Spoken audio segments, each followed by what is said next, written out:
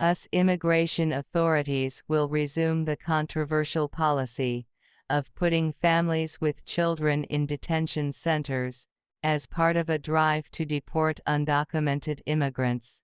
The incoming Trump administration's border czar, Tom Homan, has said. Homan, regarded as the architect of the widely vilified family separation policy applied to undocumented immigrants in the first Trump administration, also said officials would not hesitate to deport parents whose children were American citizens because they had been born in the US. It would be left to parents to decide whether they want to depart the country as a family or leave their children in the US, thus splitting up their families. Here's the issue, Homan said in an interview with The Washington Post. You knew you were in the country illegally and chose to have a child, so you put your family in that position. He said Immigration and Customs Enforcement (ICE) officials would hold parents with children in soft-sided tent structures similar to those used to handle immigration surges at the US southern border. We're going to need to construct family facilities, Homan said. How many beds we're going to need will depend on what the data says. The Biden administration ended family detention in 2021, closing 3 facilities with about 3,000 beds that ICE had operated.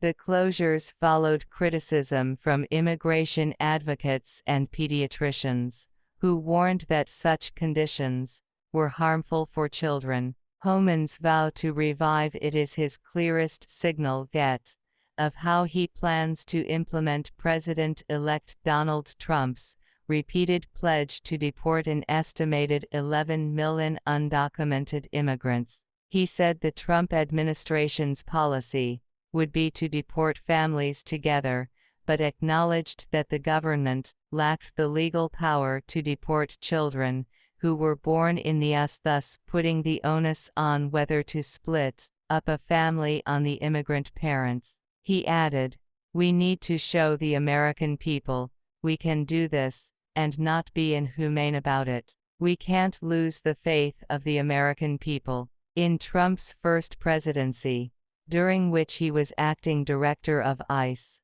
Homan was credited with being the driving force behind a separate zero-tolerance policy towards migrants that saw 4,000 children separated from their parents after they crossed the southern border into the US. Homan told the Post that he was unwilling to commit to a target number of deportations until he knew what resources will be available to expand ICE's capacity, adding, "I'll be setting myself up for a disappointment." As White House border czar, a position that does not require Senate confirmation, Homan will not have direct control over ICE, which will be under the ambit of Kristi Noem, Trump's nominee for Homeland Security Secretary, if she is confirmed. While Trump and senior advisors have spoken of using National Guard troops in carrying out deportations,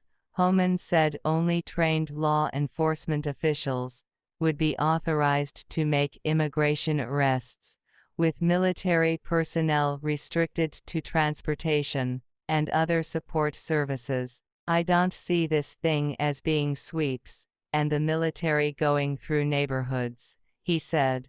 Instead, arrests would be targeted at those with criminal records. He has previously vowed to jail local Democratic mayors and officials who seek to block deportations. Worksite raids by ICE officials, ended by the Biden administration, would be revived.